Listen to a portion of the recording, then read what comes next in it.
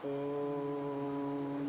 पूर्णमदः पूर्णमिदं पूर्णात् पूर्णमुदच्यते पूर्णस्य पूर्णमादाय पूर्णमेवावशिष्यते।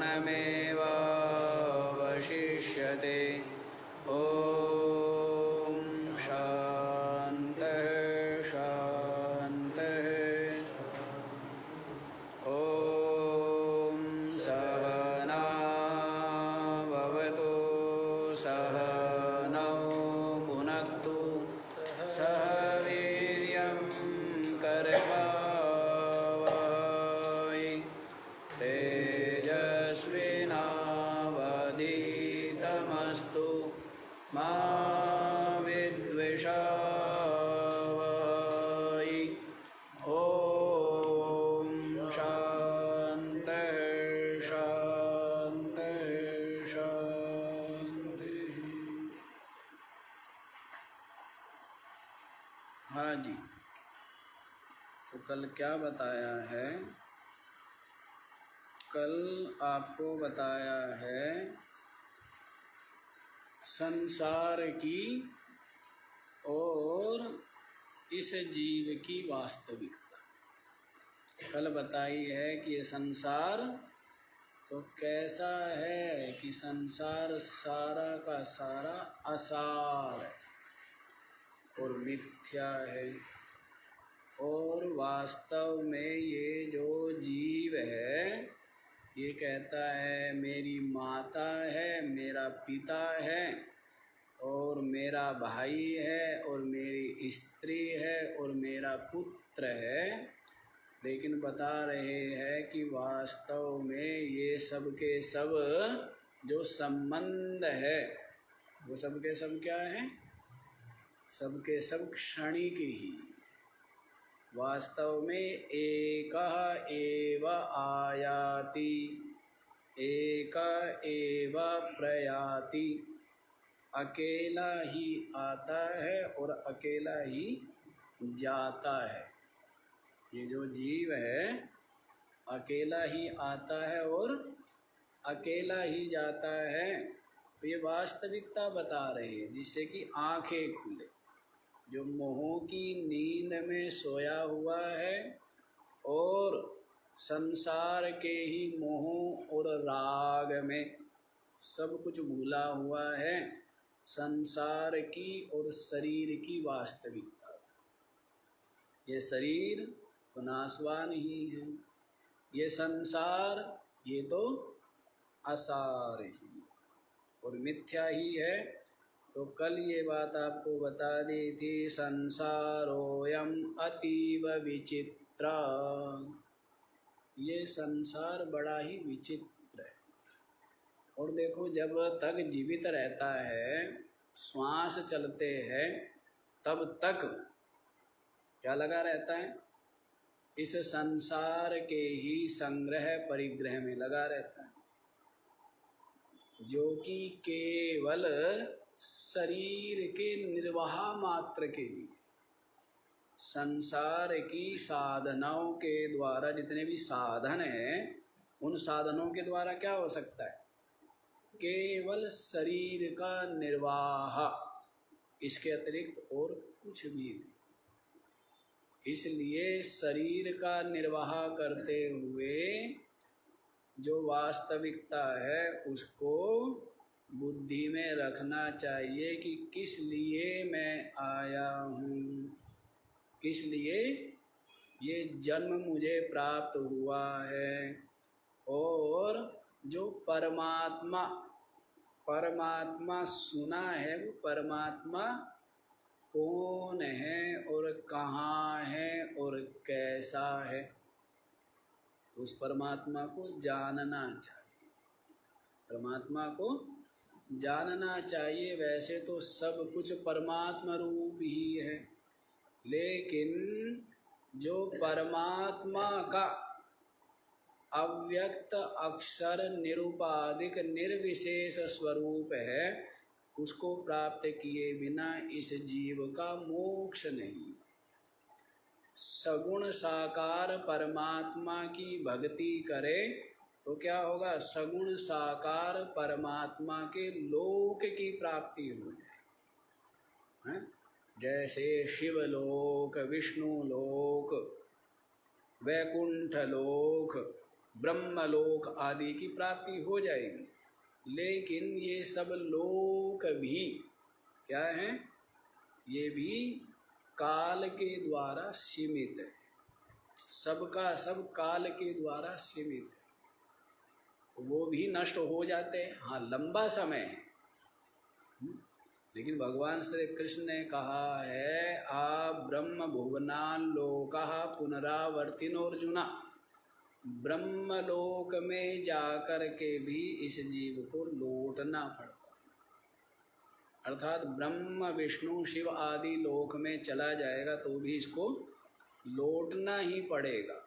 हाँ, जो निरुपाधिक निराकार निर्गुण तत्व जो अपनी आत्मा है, उस आत्मा की ब्रह्म रूपता का अनुभव कर लेने पर यद गत्वा न निवर्तन्ते तद्धामा परमं मम, जहाँ पर जाकर के फिर लौटना नहीं।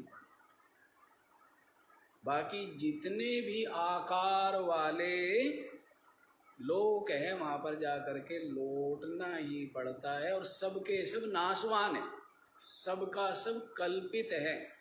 एक अकल्पित तत्व केवल चेतन है, बाकी सबके सब क्या है? लोक भी, परलोक भी, शरीर भी, सब कुछ क्या है? सब कुछ कल्पित है। कल्पित माने जब तक हमारा मन इनको जानता है तब तक ये है, और जब नहीं जानता है तो तब नहीं होते हैं ना ये। और दूसरा नाश हो जाता है, परिवर्तन हो रहा है, तो सब कुछ संसार में ही है, सृष्टि में ही है। सृष्टि से बाहर केवल चेतन है, बाकी सब कुछ क्या है? उत्पन्न होता है, स्थित रहता है और लय हो जाता है। सब कुछ क्या है? उत्पत्ति विनाशशील है। उत्पत्ति और विनाश से रहित केवल सर्वांतर्यामी, सर्वात्मा, समस्त भूतात्मा जो चेतन सच्चिदानंद ब्रह्म है, वही क्या है? वही उत्पत्ति और विनाश से रहित। बाकी सब उत्पत्ति विनाशशील है। तो कल ये बता दिया है कि ये संसार बड़ा विचित्र है, और इसलिए तत्वं चिंतया, निरंतर क्या करो? तत्व का चिंतन। संसार, तीन चीजें बोलते हैं ना, तीन चीजों का विचार करना चाहिए। जगत क्या है, जीव क्या है और परमात्मा क्या है। तीन ही तो चीज है। कितनी चीजें? तीन ही चीज है। जगत क्या है, जीव क्या है और जगदीश क्या है। तो जगत तो सारा का सारा असार, नाशवान और मिथ्या है, और ये जो जीव है ये तो क्या है? चेतन है, अमल है। और ऐसा ही ब्रह्म जो है परमात्मा, वो भी क्या है? वो भी चेतन है, अमल है। तो दोनों वास्तव में एक ही। अब ऐसा भक्ति से चिंतन करो तो भी एक हो जाते हैं, ज्ञान से विचार करो तो भी एक ही हो जाते हैं। और शांति कब मिलती है? जब एक हो जाते। नहीं, जब सो जाते तब दूसरा कोई नहीं होता, तब क्या मिलती है? वैसे ही समाधि में भी, और जिसको बोध हो गया तो उसकी निरंतर समाधि, जिसको बोध है उसकी क्या है? निरंतर समाधि है, क्योंकि वो अद्वितीय तत्व को देखता है, उसके अतिरिक्त दृश्य प्रपंच को मिथ्या देखता है। दृश्य प्रपंच को मिथ्या देखता है और अद्वितीय तत्व को देखता है। इस कारण से कोई भय का हेतु नहीं है। द्वितीयाद् वै भयं भवति, दूसरे से भय होता है। फिर क्या बताया था जी? वैराग्य के विषय में बताया। किसके विषय में? कि गंगा जी के तट पर स्थित जो विशाल वृक्ष है, उन विशाल वृक्षों के नीचे बैठ करके निवास करना, शय्या भूतल, और कहाँ पर सो जाना? भूतल पर, जमीन पर सोना, मज्जिन वास, और मृग चर्म धारण करना। कपड़े क्या है? कपड़े क्या होते थे? मृग चर्म। सर्व परिग्रह भोग त्याग कस्य सुखम न करोति विराग। सर्व परिग्रह भोग त्याग, संन्यास की बात बता रहे, वैराग्य की बात। समस्त परिग्रहों का परित्याग कर दिया। क्या कर दिया? कुछ भी परिग्रह नहीं है ना। परिग्रह होती तो फिर चिंता होती है ना, नहीं होती। सुखदेव जी महाराज ज्ञान पाने के लिए गए, किनके पास गए? जनक जी के पास गए, है ना। और कई दिनों के बाद तो दर्शन का, सत्संग का सौभाग्य मिला। कई दिनों तक तो परीक्षा ली ना, देखा कि कितना धैर्य है, कितनी सहन शक्ति है, कितनी निराभिमानता है, कितनी श्रद्धा है, कितनी सरलता है। पहले क्या की? परीक्षा ली। और जब सारी परीक्षाओं में उत्तीर्ण हो गए, तब जा कर के जनक जी महाराज के दर्शन प्राप्त हुए। तो अब बैठे हुए सुखदेव जी और जनक जी महाराज उपदेश कर रहे।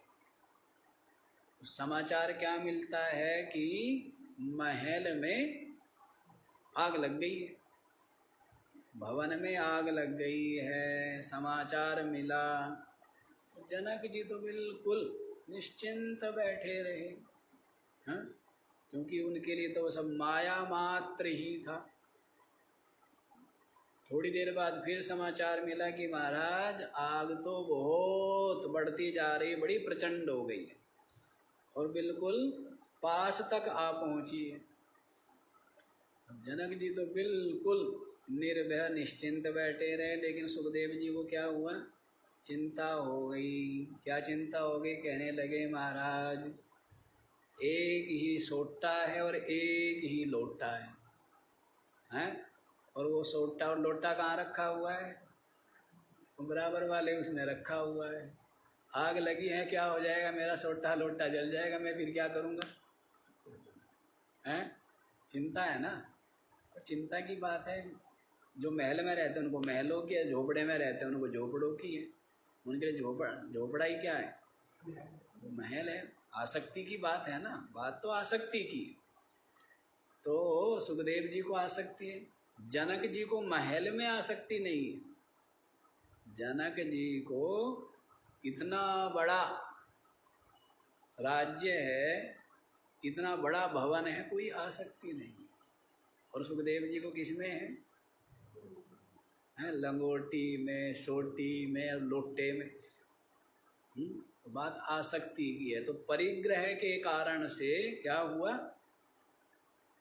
परिग्रह के कारण से चिंता हुई ना, बहिर्मुख हुआ ना। इसीलिए कह रहे सर्व परिग्रह भोग त्याग। समस्त परिग्रहों का, परिग्रह नहीं है, संचय नहीं है, और समस्त भोगों का भी। संचय किस लिए करता है? संचय भोग के लिए ही करता है ना, कि इनका क्या करूँगा मैं? सेवन करूँगा, इनके द्वारा मुझे सुख प्राप्त होगा, इनके द्वारा मुझे आराम मिलेगा। इस कारण से क्या करता है? संग्रह करता है।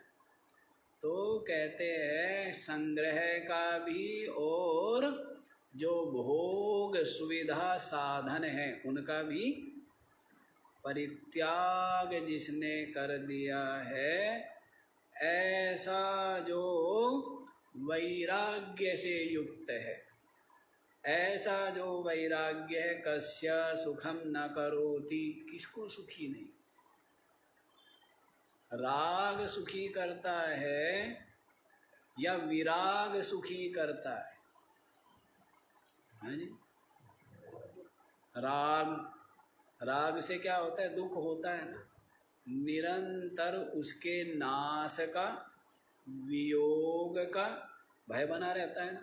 नहीं, जो प्राप्त है साधन सुविधा, निरंतर क्या रहेगा? कोई छीन ले, चोरी हो जाए, हाँ, तो भय बना रहता है। तो इसलिए राग जब है तब तो निरंतर भय है, निरंतर विक्षेप, निरंतर अशांति है। दृष्टांत दिया था ना, अवधूत दत्तात्रेय जी महाराज ने चील को भी गुरु बनाया। क्या दृष्टांत दिया था उसको? चील जो पक्षी है, मांस का टुकड़ा लेकर के उड़ रहा है, जा रहा है अपने घोंसले की ओर। अन्य पक्षियों ने देखा और सबके सब उसके ऊपर झपट पड़े। अब उसके जो प्राण हैं बेचारे के आफत में आ। कोई कहीं से पकड़ता है, कोई किधर से खींचता है, कोई किधर से खींचता है। अवधूत दत्तात्रेय जी महाराज देख रहे, और क्या देखा कि देखते देखते जब वो पक्षी बहुत परेशान हो गया तो उसने वो मांस का टुकड़ा छोड़ दिया। और मांस का टुकड़ा छोड़ते ही सबके सब किधर चले गए? पक्षी जितने भी थे, गिद्ध थे, चील थे, कौवे थे, किधर गए? उस मांस के टुकड़े की तरफ चले गए। और वो जो चील था, पक्षी, वो सुखी हो गया।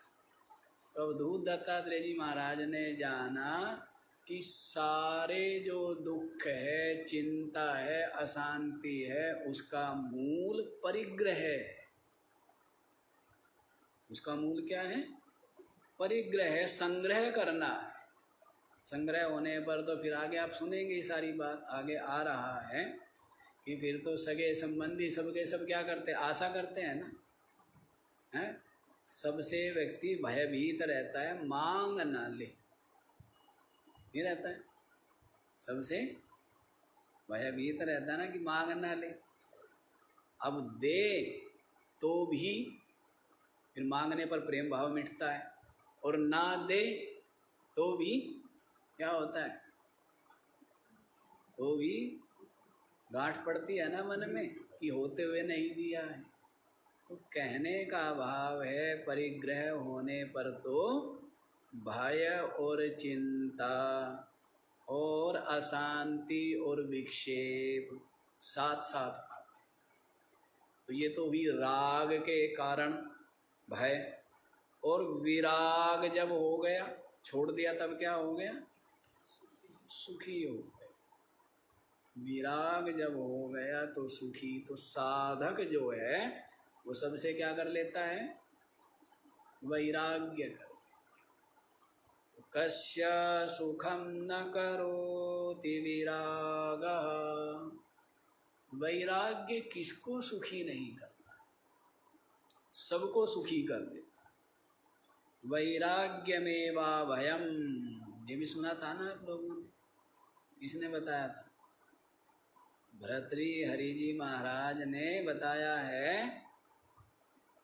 हाँ जी, क्या बताया है? वैराग्यम एव अभयम।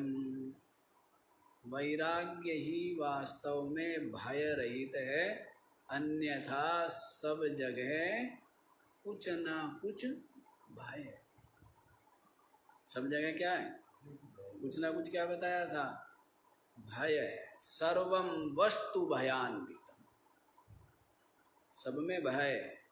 शरीर है तो मृत्यु का भय है, रूप है तो बुढ़ापे का भय है, विद्वता है तो दूसरे और अपने से बड़े विद्वान का भय है, बलशाली है तो अपने से बड़े पहलवान का भय है, ऊंचे कुल में है तो कुल से गिरने का भय है, बहुत अधिक भोग है तो रोग का भय है, और बहुत बड़ा प्रशंसित है, सम्मानित है तो उसके अपमान होने का, तिरस्कार होने का भय है, तो सारे गिनाए भर्तृहरि जी महाराज ने और क्या कहा, सर्वम वस्तु भयान्वितम, सबकी सब वस्तुएं भय से संयुक्त है, सनी हुई है, क्या है, लिपटी हुई है।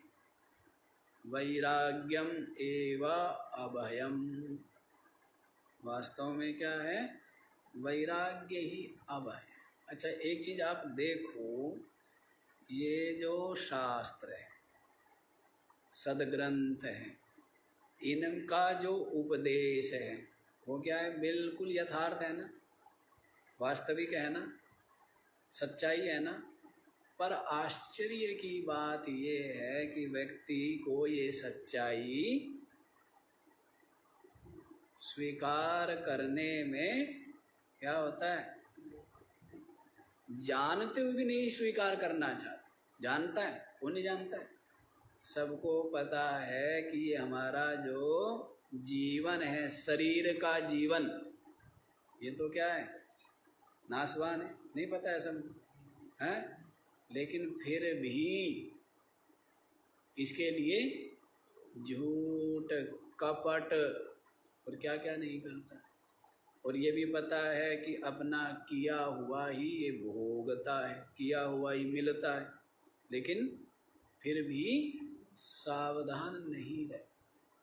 तो पता है सच्चाई का, लेकिन उसके पश्चात भी स्वीकार नहीं करना चाहते। तो ये सच्चाई बता रहे हैं ना, बिल्कुल।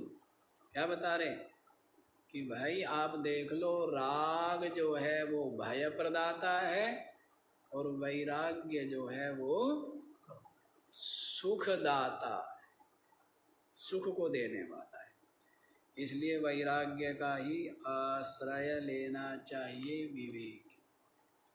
किसका आश्रय लेना चाहिए, वैराग्य का आश्रय लेना चाहिए। तो वैराग्य का आश्रय लेने से मतलब क्या है, वैराग्य का आश्रय लेने से मतलब है राग छूट जाए, क्योंकि राग बंधन है। राग क्या है, जैसे भूख मिटाने के लिए भोजन आवश्यक है, लेकिन उसमें किसी विशेष भोजन में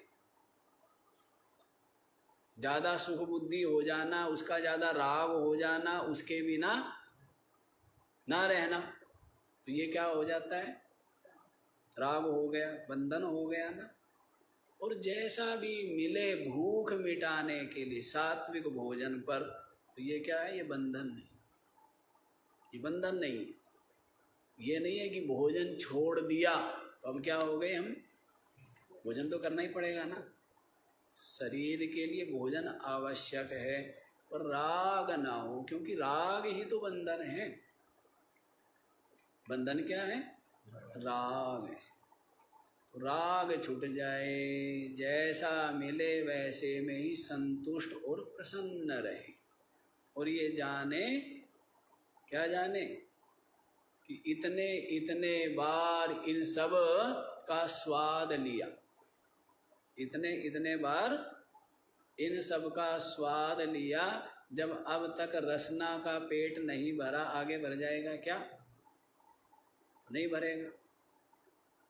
इसलिए संतोष का आश्रय लेना चाहिए, और जिसके लिए जीवन मिला है उसके लिए प्रयत्न करना चाहिए। तत्व अनुभूति, परमात्मा अनुभूति के लिए प्रयत्न करना चाहिए। तो अब आगे देखिए आप लोग 17वां श्लोक।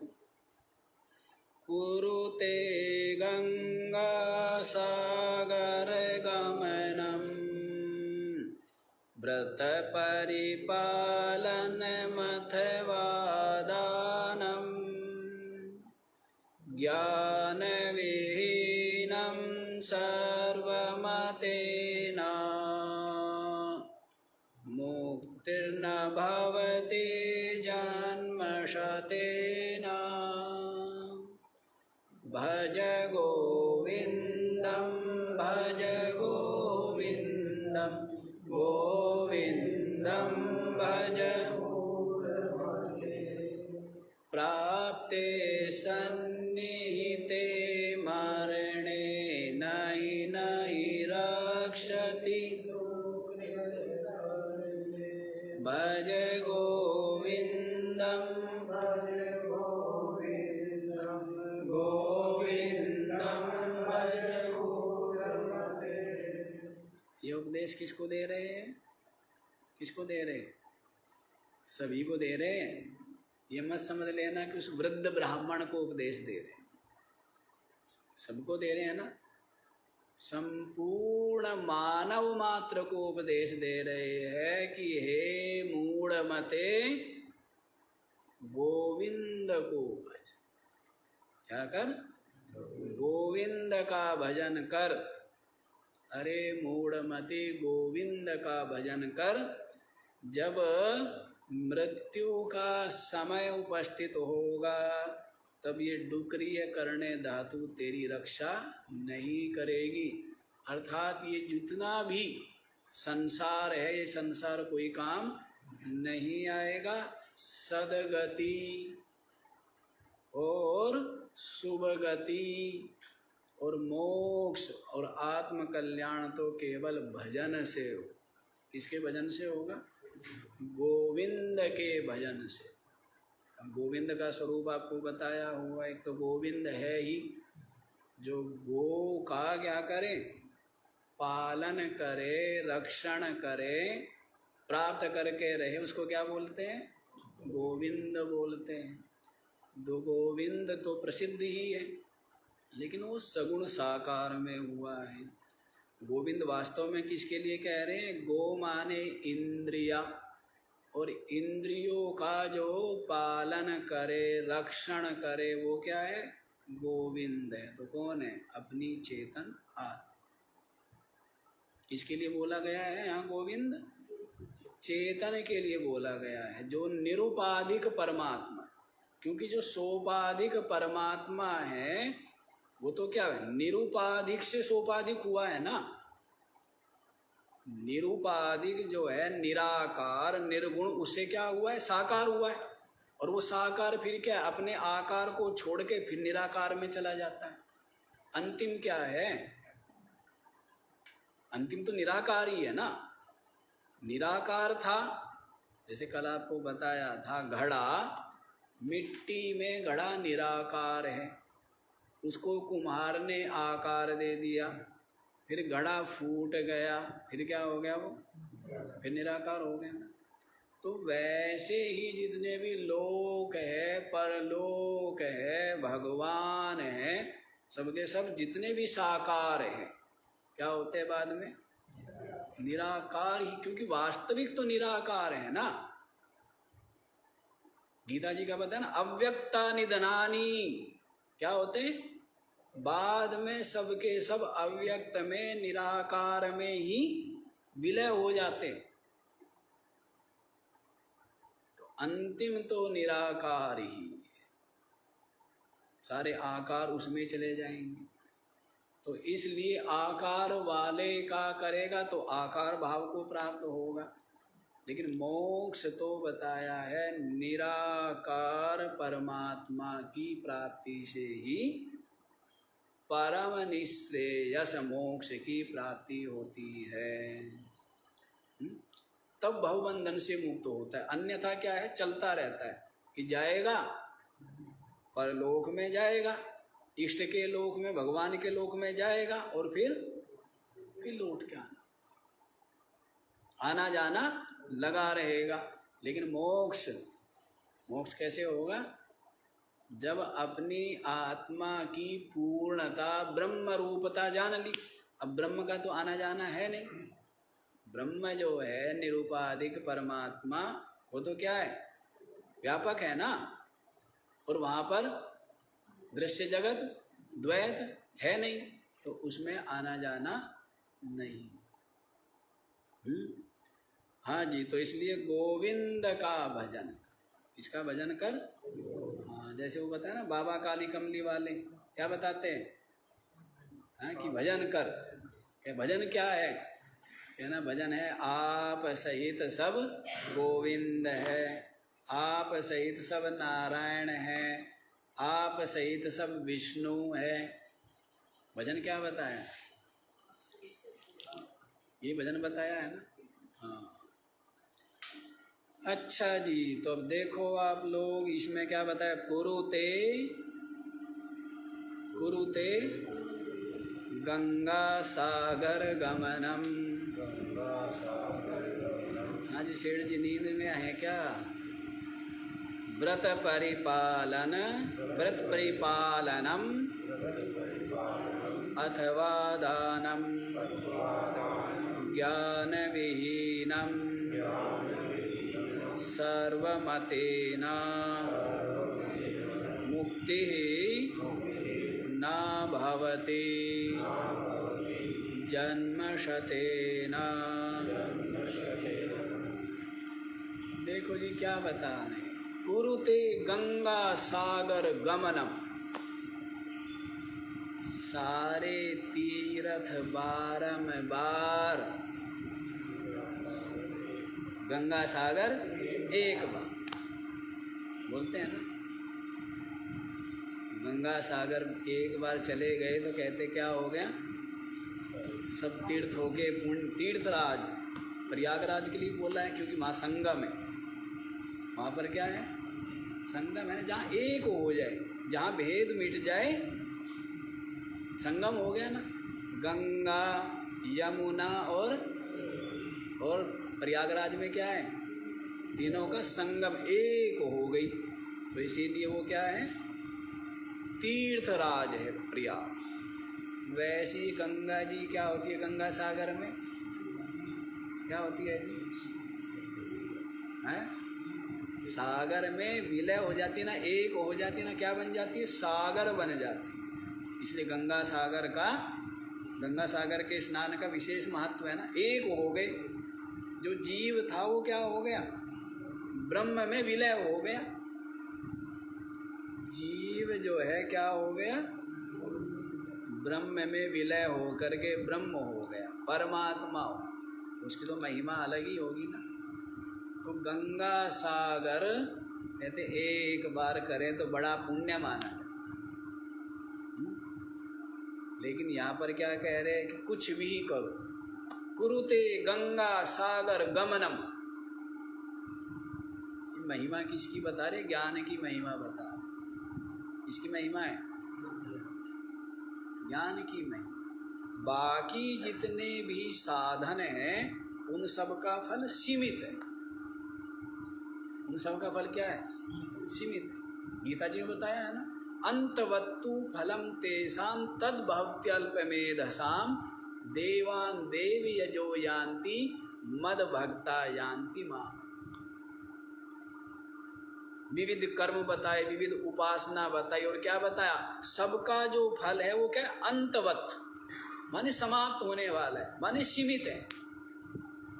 अल्पमेधसाम भवती, जो अल्प बुद्धि वाले हैं वही ऐसे उपासना में लगते। देवान देव यजो यान्ति, जो देवताओं का यजन करेगा, पूजन करेगा, वो क्या होगा, वो देव भाव को प्राप्त हो जाए। मद भक्ता यान्ति मामपि, और जो मुझ चेतन निरुपाधिक परमात्मा का भजन करेगा वो क्या हो जाएगा, वो ब्रह्म रूप हो जाएगा, परमात्मा। देवताओं को भजेगा तो देव भाव को प्राप्त होगा, पितरों को भजेगा तो पितृलोक में जाएगा, भूत प्रेतों को भजेगा तो, हम लोग भूत प्रेतों को भजते हैं ना, सिद्धि के लिए, प्रसिद्धि के लिए क्या करते हैं, भूत प्रेत को भजते हैं। होता क्या है उससे, फिर भूत प्रेत खुद बनना पड़ता है। अब किसी से काम लोगे तो फिर काम देना नहीं पड़ेगा उसका। जो भूत प्रेत को सेते हैं ना, वो क्या बनते हैं फिर, तो भूत प्रेत योनि में ही जाते, सिद्धि प्रसिद्धि मिल जाती है, हैं? लेकिन ये नहीं विचार करते कि सारी सिद्धि सारी प्रसिद्धि है तो क्या नष्ट होने वाली है ना, सब मिट जाने वाली है, सदा रहती नहीं है, शरीर ही नहीं रहता है। और जो संत है वो इन चीज़ों से क्या रहते हैं, बहुत दूर रहते। संत लोग सिद्धि से और प्रसिद्धि से क्या रहते हैं। अब देखो, सिद्धि प्रसिद्धि की आशा करना, चाहना, तो इसका मतलब हम किसको चाह रहे हैं, संसार को ही चाह रहे हैं ना। बड़ा कठिन होता है संसार का राग छोड़ना, बड़ा कठिन है। तो सिद्धि प्रसिद्धि जिसको नहीं चाहिए, कुछ भी नहीं चाहिए, ऐसे ऐसे साधक, ऐसे संत कितने हो, कुछ नहीं चाहिए, वही महान है। वही क्या है, जिसको कुछ नहीं चाहिए, वही क्या है, वही परमात्मा रूप है। क्या हो गया, जिसकी कामना नहीं, चाहा नहीं, वो क्या हो गया है, परमात्मा। जब तक चाहा है तब तक जीव है, और चाहा छूटी तब क्या हो गया है, ब्रह्म। चाहासी तो जीव है ना।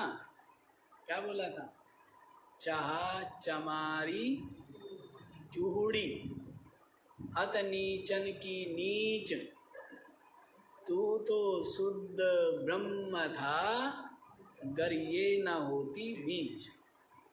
चाहा से जीव, और चाहा छोड़ते ही ब्रह्म। जब तक चाहा तब तक जीव, और चाहा गई चिंता मिटी, जिनको कछु न चाहिए, तो चाहा से रहित। अच्छा, तो यहीं पर देखो क्या कह रहे हैं, कुरुते गंगा सागर गमन। गंगा सागर जाओ, और जाकर के क्या करो, खूब स्नान दान आदि करो, ठीक है। और व्रत परिपालन, कितने ही व्रतों का पालन करो। इसका मतलब ये नहीं है कि ये करने नहीं है, इसका मतलब ये है कि करने तो है, ये साधन है किसकी, चित्त शुद्धि की, लेकिन इनसे परमात्मा की प्राप्ति नहीं हो। इसका मतलब फिर ये करने नहीं चाहिए, तीर्थ करना चाहिए नहीं करना चाहिए। रजोगुण मिटाने के लिए, स्वार्थ और मोह को मिटाने के लिए, बहिर्मुखता को मिटाने के लिए तीर्थ यात्रा। लेकिन आजकल की तीर्थ यात्रा का कोई लाभ नहीं है।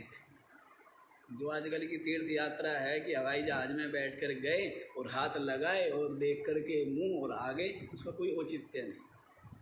तीर्थ यात्रा का मतलब क्या होता है, तपस्या, कष्ट सहन करना, भूख प्यास सहन करना, निरंतर परमात्मा का स्मरण हो रहा है, निरंतर चिंतन, निरंतर भजन।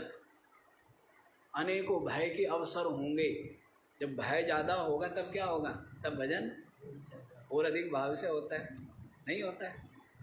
तो जो तीर्थ यात्रा, इसीलिए तो संत लोग ऐसी ऐसी जगह जाके बैठे हैं दूर दूर, कि लोग आए तो कम से कम क्या हो, आना सुगम ना हो, सहज ना हो। पहाड़ों पर बैठे ना, शंकराचार्य जी महाराज कहाँ जाके बैठ गए हैं, बद्रीनाथ में जाकर के बैठ गए।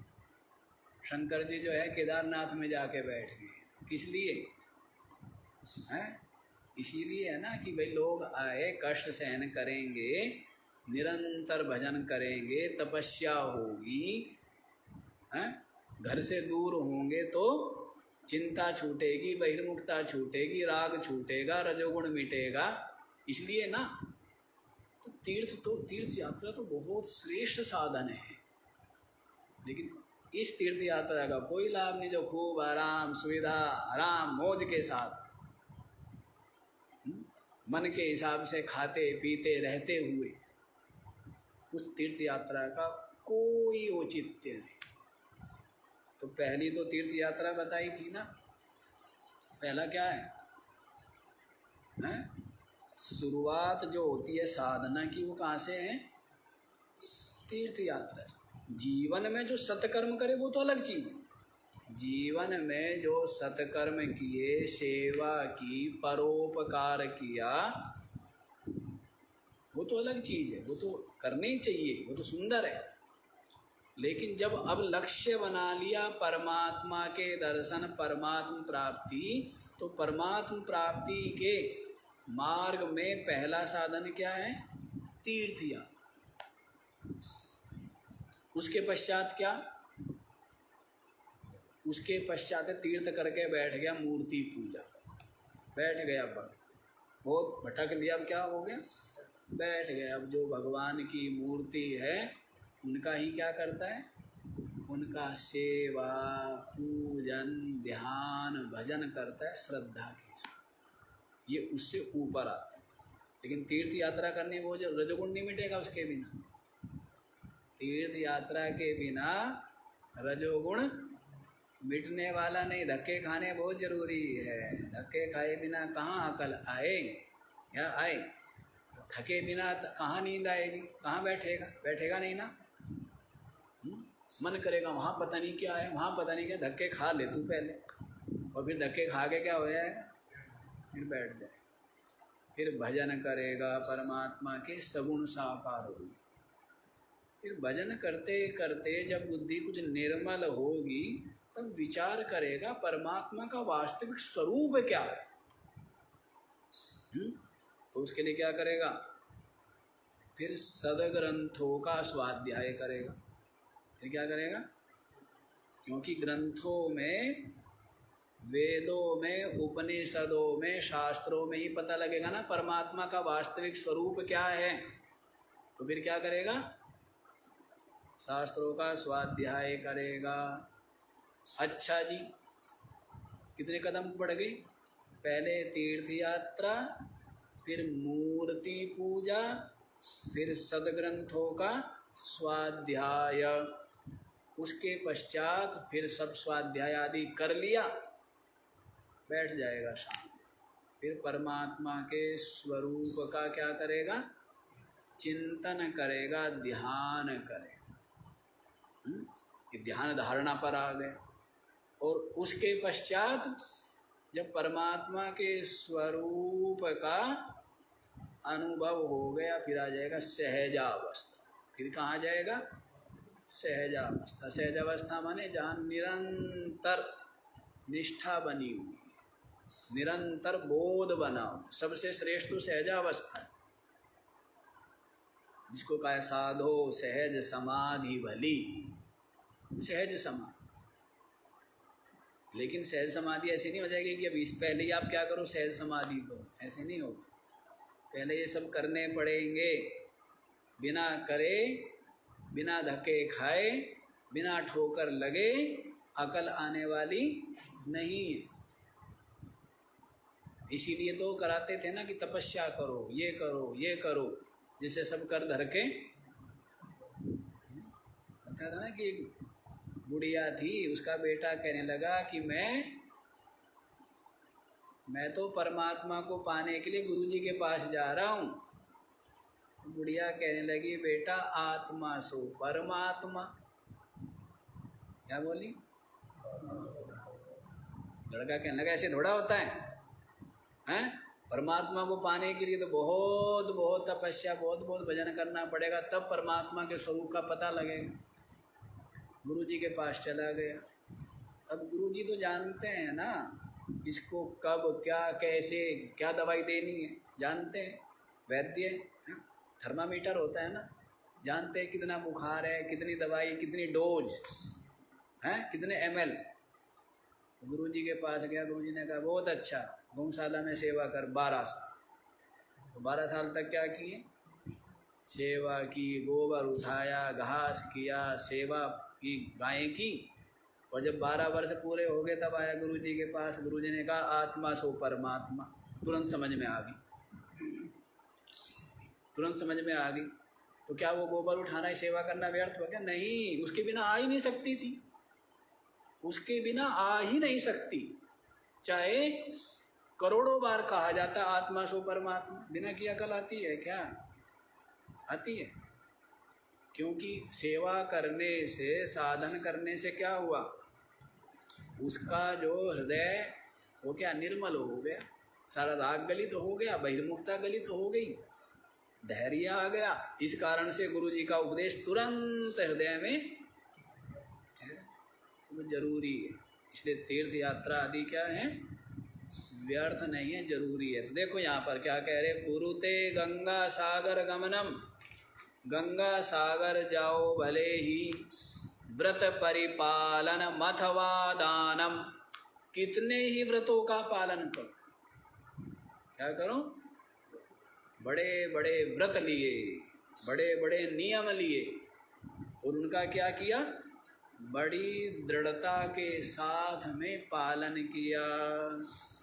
और अथवा दानम, कितने ही बड़े बड़े दान करो। क्या करो, खूब दान करो, लेकिन ज्ञान विहीनम सर्वमतेना, श्रुति स्मृति और संतों का सबका यही मत है। हाँ जी, इसका श्रुति स्मृति और समस्त संतों का यही मत है, मुक्ति न भवति ज्ञान विहीनम, मुक्ति न भवति जन्म सतेर। ज्ञान के बिना 100 जन्मों में भी मोक्ष नहीं मिलेगा। भले ही कितने गंगा सागर जाओ, कितने ही व्रत का पालन करो, कितने ही दान करो, कितनी ही और उपासना करो, लेकिन बिना ज्ञान के तो मोक्ष नहीं मिलेगा। ऐसा कौन कहते हैं, श्रुति कह रही है। श्रुति क्या कहे, वेद क्या कहते हैं, ऋते ज्ञानान्न मुक्ति। ज्ञान क्या, वेद क्या कह रहे हैं, ज्ञान के बिना मुक्ति नहीं। ज्ञानादेव तो केवलम, केवल ज्ञान से ही मोक्ष होगा, श्रुति भी कहती है। और सारी स्मृति ग्रंथ कह रहे हैं, सारे पुराण गीता आदि समस्त ग्रंथ कहते हैं कि ज्ञान के बिना मोक्ष। और जितने भी संत हुए सब संतों की वाणी और उनका अनुभव क्या बताता है, यही बताता है कि मोक्ष तो किसे मिलेगा, ज्ञान से। कर्म और उपासना से, विवेक चूड़ामणि में क्या सुना था, चित्तस्य शुद्धये कर्मा न तु वस्तुपलब्धये, वस्तु सिद्धि विचारेण न किंचित कर्म कोटि। कर्म और उपासना से चित्त शुद्ध होगा, वो भी निष्काम भाव से करोगे तो। सकाम भाव से करोगे तो उसका फल मिलेगा। कर्म का फल क्या है, पितृलोक की प्राप्ति। उपासना का फल क्या है, देवलोक की प्राप्ति। बताया था ना, क्या भूल जाते हो, क्या बताया था। वेद कहता है कर्मणा पितृलोका, कौन कहता है, विद्या देवलोका। जितने भी कर्म करोगे, कर्म कांड, उनके द्वारा पितृलोक की प्राप्ति।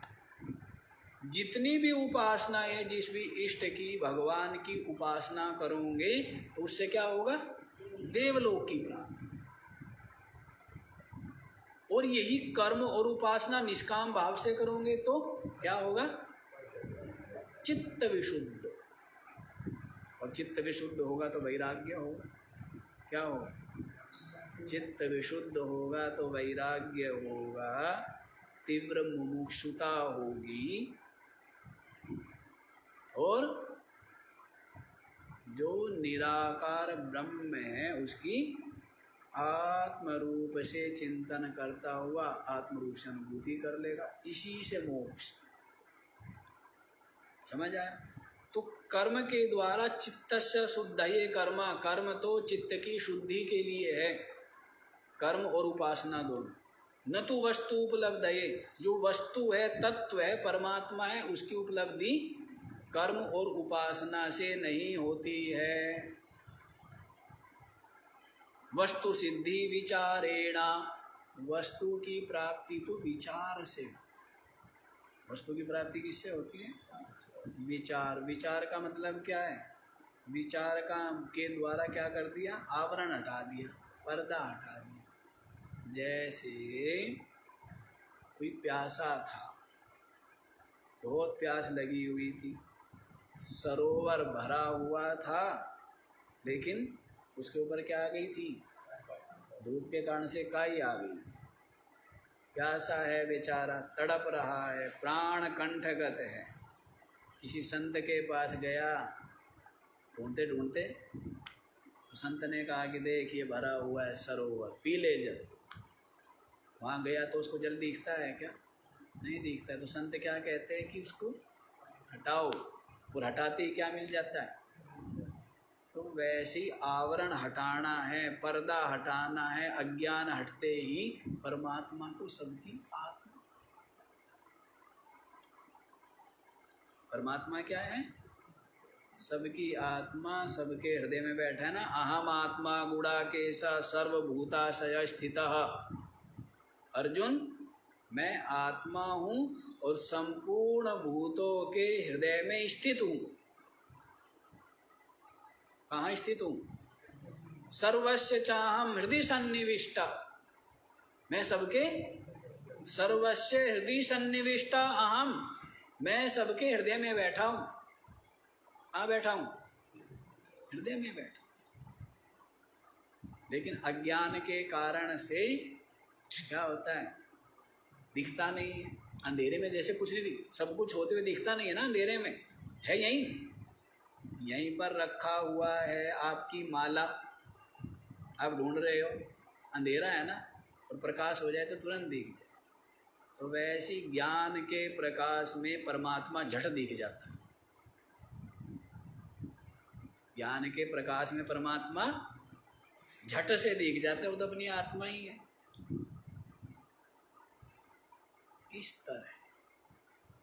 इस तरह मोक्ष की प्राप्ति होती है। तो देखो क्या कह रहे हैं, ज्ञान विहीनम सर्वमतेना। सारे वेद, उपनिषद, स्मृति ग्रंथ, सभी संत यही कह रहे हैं कि ज्ञान के बिना मुक्ति न भवति। जन्म सतेना, भले ही 100 जन्म बीत जाए। विवेक चूड़ामणि में तो क्या आया था? विवेक चूड़ामणि में तो आया था, कुर्वन्तु कर्माणि भजन्तु देवता। कैसे है? यजन्तु,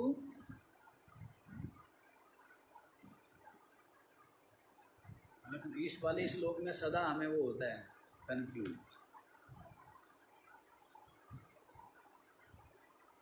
कुर्वन्तु कर्माणि भजन्तु देवता यजन्तु देवान्। ब्रह्मात्मैकत्व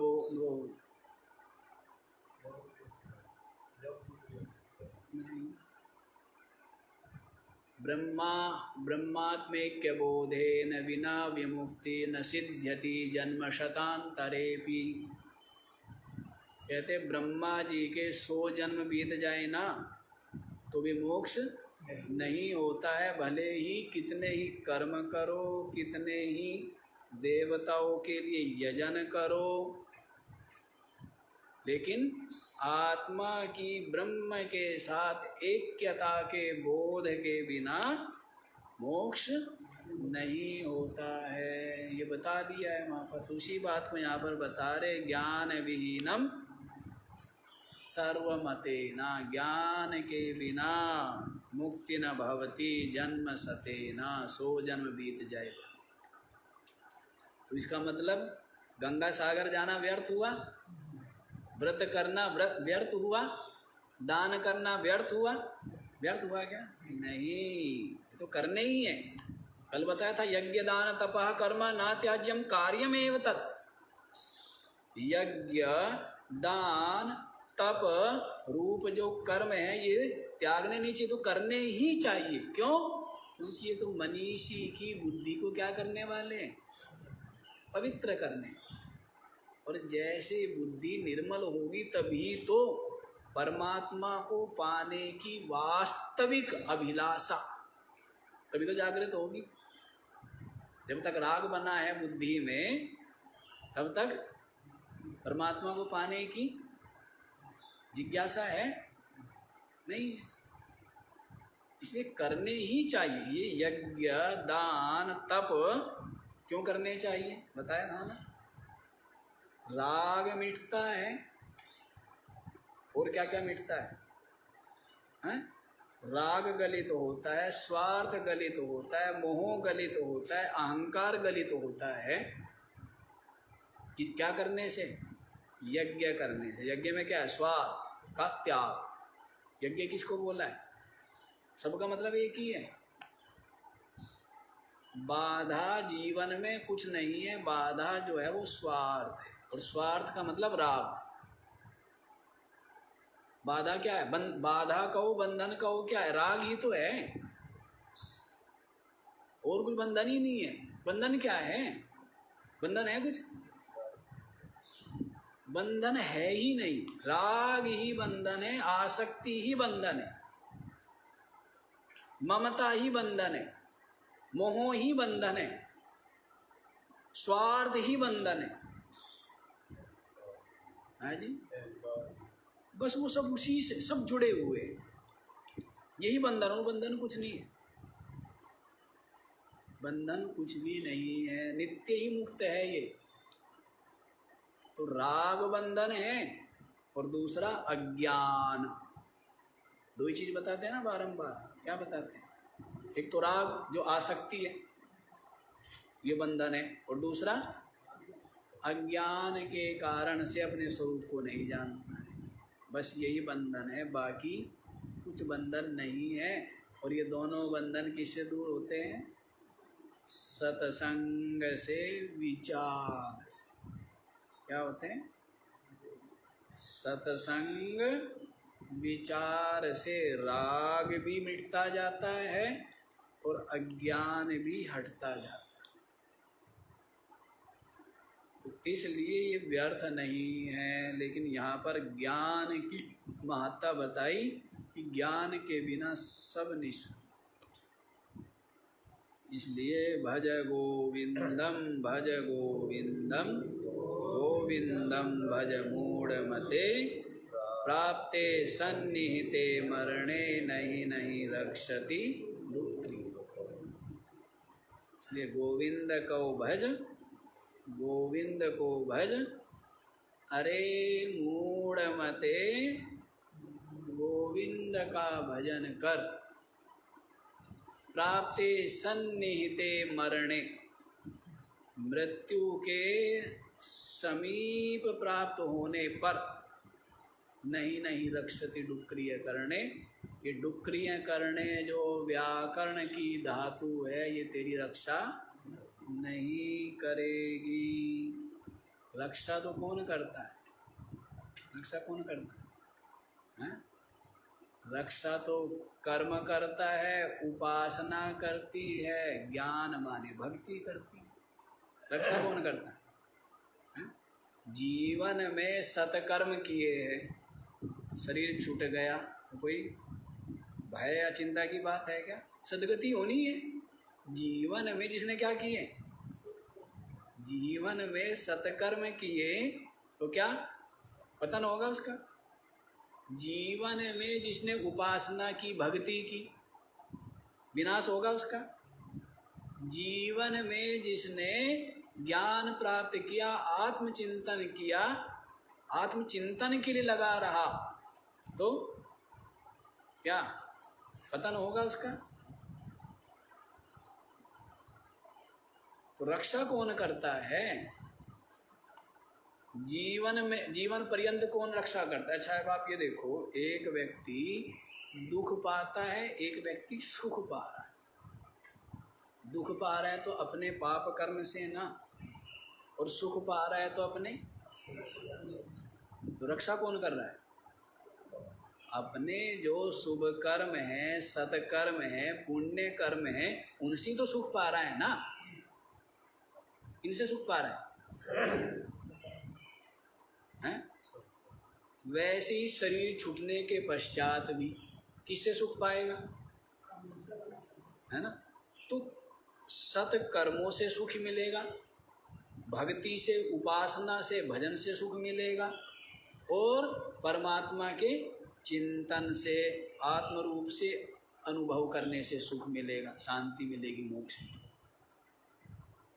बाकी संसार का भजन करने से सुख मिलने वाला।